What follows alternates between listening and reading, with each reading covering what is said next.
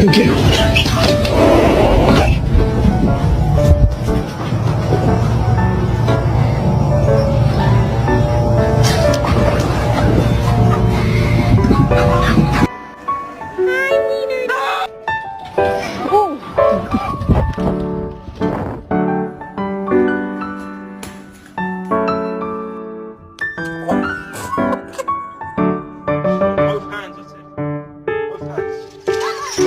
have to stop now. You're gonna learn.